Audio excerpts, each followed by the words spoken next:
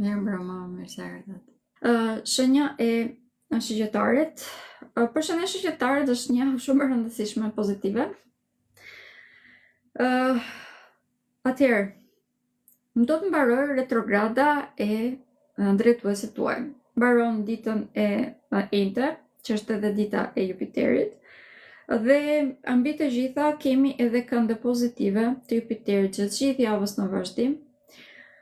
Si me diellin, po ashtu me Mërkurin, do të jemi në një fazë shumë pozitive për këtë arsye, marr një ndihmë të vazhdueshme nga sistemi, duke qenë se Jupiteri është i vendosur tek një fix, tek Sirius, si më të themi, i cili është ylli i sistemit. Prandaj dhe marrim edhe informacione, downloadime të vazhdueshme se cila është rruga që ne duhet të ndjekim. Bëhemi pak a shumë ajo drita në çdo ambient ku futemi, sepse jemi shumë më tepër të logjikshëm.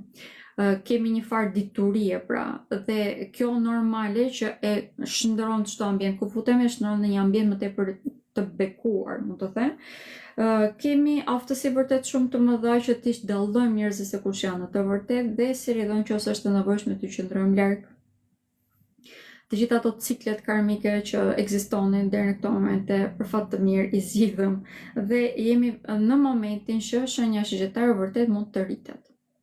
Pak më tepër që Venusi është i vendosur tek shenja e Dashit, që është edhe shtëpia e dashurisë. Pra, prandesha e dashurisë është vendosur tek shtëpia e dashurisë, prandaj dhe jemi në fazën ku shenja shigjetare është i dashuruar.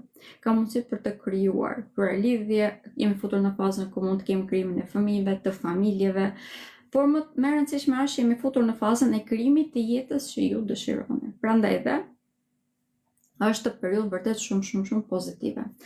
Mënyra se do t'ju këshilloj që ta përdorni në maksimum, duke qenë se energjia është duke u riformuar në këtë moment, sepse Jupiteri kur është në momentet e fundit, sapo del nga retrograda dhe sapo ka filluar lëvizjen e drejtë, është shumë i ngadalësuar.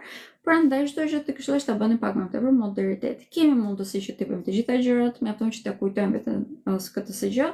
Dhe të mos mundojmë që të bëjmë të gjitha gjërat njerëz, sepse asnjëherë nuk bën të gjitha gjërat njerëz, duhet të përzihen, të bëjmë një nga një pra.